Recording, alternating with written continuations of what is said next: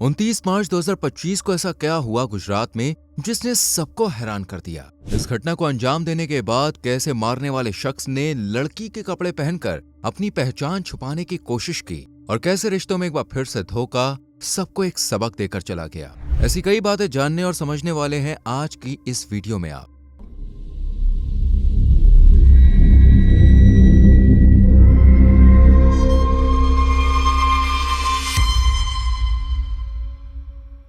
उनतीस मार्च 2025 की ये तारीख आपके लिए बेशक नॉर्मल हो, लेकिन गुजरात के भरूच इलाके के लिए काफी दिल दहला देने वाली थी, क्योंकि शाम के करीब 5 बजे भोलाव लोकेलिटी के एक नाले के पास कुत्तों का झुंड मौजूद था, जो नाले के पास पॉलिथीन की चीरफाड़ करने में लगे हुए थे।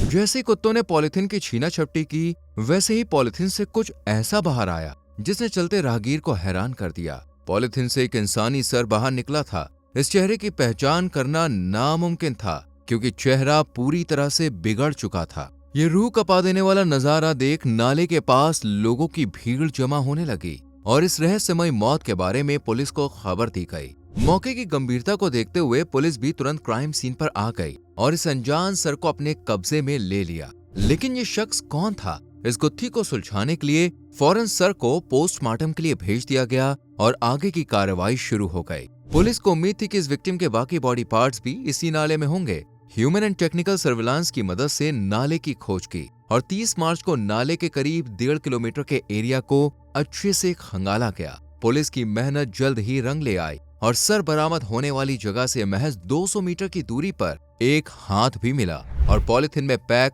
कमर से घुटनों तक के अंग बरामद हो गए। ये सब देखकर पुलिस ने जांच में और तेजी कर दी और 31 मार्च को इसी ड्रेनेज में से बायां हाथ भी मिल गया और ये सब अंग उसी शरीर के थे। लेकिन ये शख्स था कौन? ये एक सवाल पुलिस की रातों की नींद उड़ा चुका था, क्योंकि इन अंगों के पास से ना तो कोई आईडी कार्ड मिला और ना ही पहचान करने के लिए कोई क्ल्यू। लेकिन पुलिस भी हाथ पर हाथ रखकर नहीं बैठ सकती थी, इसलिए इस एरिया में मौजूद फैक्ट्री में जांच पड़ताल करने का फैसला किया गया, ताकि अगर कोई वर्कर मिसिंग हो तो कुछ हेल्प मिल सके। साथ ही पुलिस ने केस को सॉल्व करने के लिए आसपास लगे सभी सीसीटीवी कैमरों की जांच करनी शुरू कर दी, लेकिन कोई फायदा नहीं हुआ। पर जब पोस्टमार्टम रिपोर्ट आई तो केस सुलझने की उम्मीद जाग उठी, क्योंकि रिपोर्ट में खुलासा हुआ था कि विक्टिम ने कुछ ही वक्त पहले टूथ कैप लगवाया था। यानी अगर टूथ कैप लगवाया है तो जरूर उसका एक्सरे भी हुआ होगा और यही सब इन्फॉर्मेशन उसकी पहचान कराने के लिए काफी थी। पुलिस ने अब इस टूथ कैप को आधार बनाकर विक्टिम का सच जानने का फैसला किया और शहर के हर क्लिनिक में पूछताछ की गई, लेकिन किसी बड़े डेंटल क्लिनिक में इस विक्टिम का कोई रिकॉर्ड नहीं मिला। लेकिन कहते हैं ना, भगवान जब एक रास्ता बंद करता है तो अनेकों खोल भी देता है। ऐसा ही कुछ इस केस में हुआ। भले ही टूथ कैप पुलिस की मदद नहीं कर पाया, लेकिन जब पुलिस ने बारीकी से शरीर के अंगों की जांच करवाई तो राइट आर्म पर पुलिस को एक टैटू जैसा निशान मिला, जिसे देखकर ये साफ नजर आ रहा था कि मारने वाला विक्टिम की पहचान छुपाने के लिए टैटू वाली स्किन को बुरी तरह से खरोच चुका था। लेकिन फिर भी टैटू पूरी तरह से मिट नहीं पाया और 3 डॉट्स रह गए। ये छोटा सा सबूत भी इस केस में बड़ा बदलाव ला सकता था, इसलिए पुलिस ने इसे एक जरूरी एविडेंस की तरह रखा और साथ ही आसपास के थानों में सभी मिसिंग कंप्लेंट्स के बारे में जानकारी हासिल की। पुलिस ने उन मिसिंग लोगों की एक लिस्ट तैयार की जिनकी उम्र 30 से 40 साल के बीच की थी, क्योंकि जिस तरह के बॉडी पार्ट्स पुलिस को मिले उन्हें एनालाइज करके ये समझ में आ रहा था कि ये शरीर किसी आदमी का है और उसकी उम्र 30 या 40 के बीच ही होगी। इसी लिस्ट में एक मिसिंग रिपोर्ट और सामने आई, जो मोहित चौहान नाम के एक शख्स ने 28 मार्च को लिखवाई थी और मिसिंग पर्सन की उम्र 30 से 40 के अराउंड ही थी। इस मिसिंग रिपोर्ट में बताए गए गुमशुदा शख्स का परिचय बरामद हुई बॉडी से काफी मेल खा रहा था, इसलिए पुलिस ने डाउट क्लियर करने के लिए जल्द ही मोहित चौहान से कांटेक्ट किया और बस यहीं से इस केस को एक नया रुख मिल गया। मोहित ने बताया कि जिस शख्स की उसने मिसिंग रिपोर्ट लिखवाई है वो उसका भाई सचिन चौहान है, जिसने कुछ ही वक्त पहले टूथ कैप भी लगवाया था। पुलिस ने जब सचिन चौहान का फोटो देखा तो पुलिस का सारा शक दूर हो गया और ये कंफर्म हो गया कि वो जो अंग मिले थे वो सचिन के ही थे। दरअसल जिस तरह से शव के हाथ पर टैटू के 3 डॉट्स थे, ठीक उसी तरह सचिन के हाथ पर भी 3 डॉट्स बने हुए दिखाई दे रहे थे।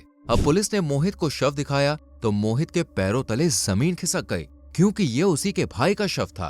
पुलिस ने शव की पहचान सचिन चौहान के रूप में कर ली थी, लेकिन ये था कौन और किसने मारा इसे, ये जानना अभी बाकी था। सचिन उत्तर प्रदेश के बिजनौर में अपनी पूरी फैमिली के साथ रहा करता था, लेकिन काम के सिलसिले में वो 15 साल पहले गुजरात आ गया था और भरूच की एक फार्मा कंपनी में नौकरी करके अपने परिवार का भरण पोषण करता था। सचिन की छोटी सी फैमिली में उसकी पत्नी पारुल और 6 साल का एक बेटा था और ये पूरी फैमिली भरूच की वेदांत सोसाइटी में हंसी खुशी रहा करती थी।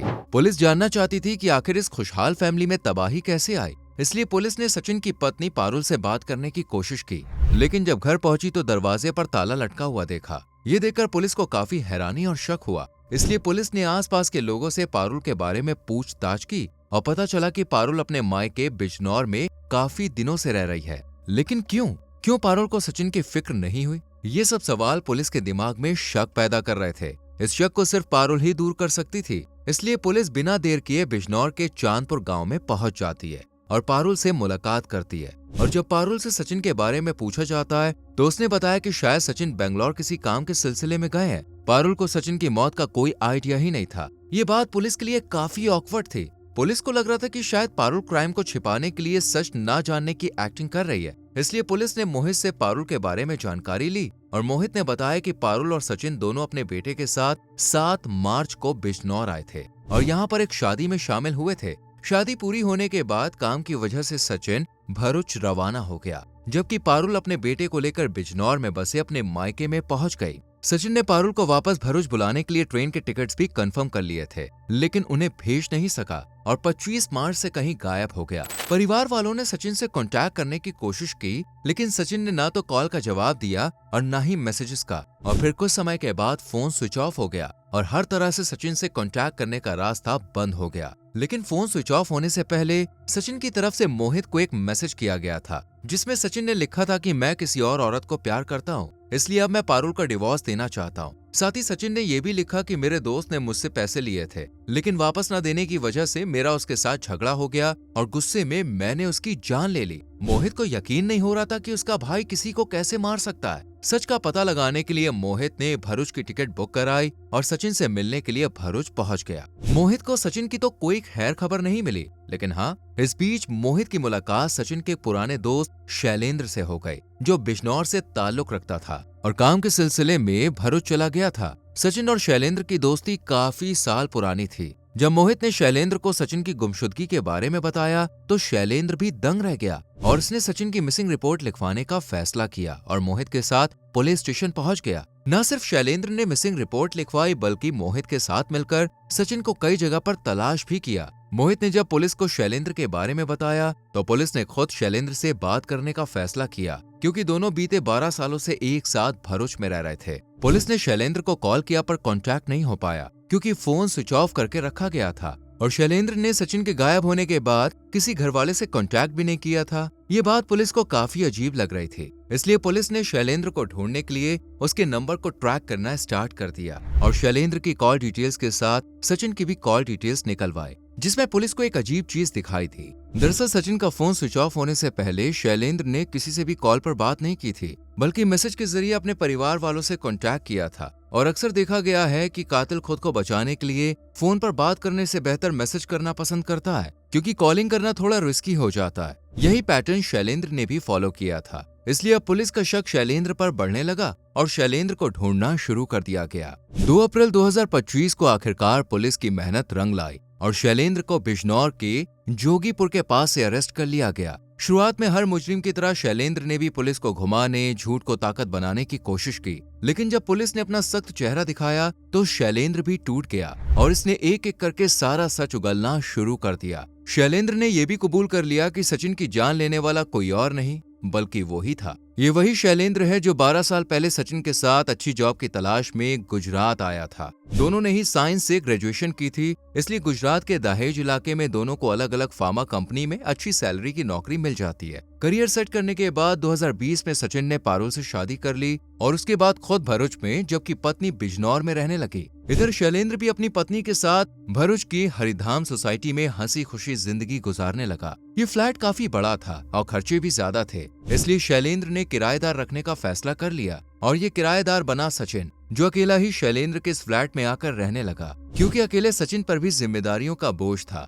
खर्चे इनकम से ज्यादा हो रहे थे, इसलिए इसने भी आधे रेंट पर शैलेंद्र के साथ रहना शुरू कर दिया और दोनों बचपन के दोस्त एक साथ एक फ्लैट में रहने लगे। लेकिन शैलेंद्र नहीं जानता था कि सचिन उसके आस्तीन का सांप बनने वाला है। सचिन ने एक ऐसी घटिया हरकत की जिसने दोस्ती को बदनाम कर दिया। एक दिन जब शैलेंद्र ड्यूटी पर होता है और उसकी वाइफ बाथरूम में नहा रही होती है तो सचिन शैलेंद्र के रूम में चला जाता है और किसी तरह शैलेंद्र की पत्नी का नहाते हुए वीडियो बना लेता है और अपने पास सेव करके रखता है। इधर शैलेंद्र और उसकी पत्नी को जरा भी अंदाजा नहीं होता कि सचिन ने किस घटिया हरकत को अंजाम दिया है। ये दोनों पहले की तरह ही अच्छे से बात करते हैं। कुछ समय बाद पारुल भी बेटे को लेकर भरूच में ही रहने चली आती है। अब क्योंकि मेंबर्स ज्यादा हो गए थे इसलिए सचिन ने अलग कमरा लेने का फैसला किया और दोनों दोस्त अपनी अपनी पत्नियों के साथ जिंदगी बिताने लगे। लेकिन कुछ समय बाद शैलेंद्र के सामने एक मजबूरी आकर खड़ी हो गई जिसे सॉल्व करने के लिए शैलेंद्र को करीब 4 लाख रुपए जितनी बड़ी रकम की जरूरत थी। ऐसे मुश्किल वक्त में शैलेंद्र को अपना लंगोटिया यार सचिन ही याद आया।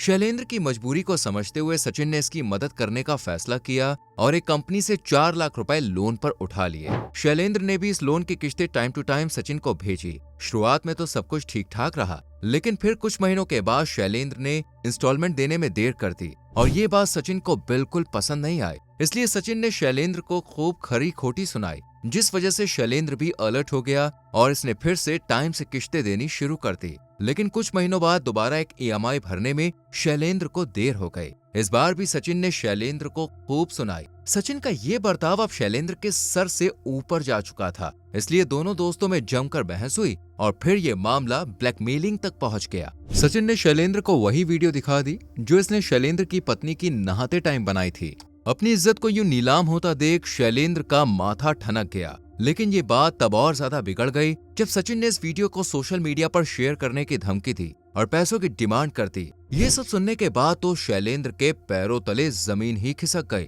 उसे यकीन नहीं हो पा रहा था कि ये वही बचपन का दोस्त है जिसने जवानी तक में उसका हर कदम पर साथ दिया। लेकिन अब सचिन ने सारी हदें पार कर दी थी। सचिन की गंदी सोच अब शैलेंद्र के सामने आ चुकी थी, जिसे बर्दाश्त कर पाना नामुमकिन था। शैलेंद्र ने दोस्ती का हवाला देते हुए सचिन से इस वीडियो को डिलीट करने के लिए कहा, लेकिन हर बार सचिन ने उसकी बात टाल दी। शैलेंद्र भी ठान चुका था कि वो अपने घर की इज्जत को यूं सोशल मीडिया पर नीलाम नहीं होने देगा। इसलिए उसने सचिन के साथ दोस्ती का रिश्ता कायम रखा और वीडियो डिलीट करने के लिए लगातार कहता रहा। लेकिन प्यार की भाषा सचिन को समझ नहीं आई। ये देखकर अब शैलेंद्र ने दूसरा रास्ता इख्तियार किया और 25 मार्च को सचिन को अपने घर में पार्टी के लिए बुलाया। घर पर सिर्फ शैलेंद्र और सचिन ही थे, क्योंकि शैलेंद्र अपनी पत्नी को उसके मायके भेज चुका था। शैलेंद्र और सचिन दोनों ने खाना खाया और फिर शैलेंद्र प्लान के मुताबिक सचिन को ढेर सारी शराब पिलाता है और जब नशे की हालत में सचिन सो जाता है तो मौका देकर शैलेंद्र ने उसका फोन उठाया और अपनी वाइफ की वीडियो ढूंढने लगा। अभी शैलेंद्र वीडियो की तलाश कर ही रहा था कि तभी सचिन की आंख खुल गई और जब इसने अपना फोन शैलेंद्र के हाथ में देखा तो इसका गुस्सा भड़क गया और इसने शैलेंद्र के साथ लड़ाई करनी शुरू कर दी। शैलेंद्र पहले से ही सचिन से काफी गुस्सा था और अब इसके सब्र का बांध टूट जाता है। इसलिए शैलेंद्र बिना सोचे समझे किचन से धारदार हथियार लाता है और सचिन पर हमला करता है, जिससे उसकी जान चली जाती है। गुस्से में शैलेंद्र ने सचिन को मार तो दिया, लेकिन जब ये होश में आया तो इसे अपनी गलती का एहसास हुआ और अगले दिन शैलेंद्र ने बाजार से एक और धारदार चीज खरीदी और उससे सचिन के अंग अलग कर दिए। सचिन के हाथ पर उसके नाम का बना टैटू भी मिटा दिया, लेकिन 3 डॉट्स रह गए जो आगे जाकर पुलिस के लिए मददगार साबित हुए। शैलेंद्र ने एक एक करके सभी अंगों को ठिकाने लगा दिया। किसी को शक न हो इसलिए शैलेंद्र ने एक साथ पूरी बॉडी एक जगह नहीं लगाई, बल्कि उसको अलग अलग ठिकाने लगाया। शैलेंद्र ने सचिन बनकर मोहित से भी बात की और फिर सचिन के अकाउंट से अपने अकाउंट में 20,000 रुपए भी ट्रांसफर कर लिए।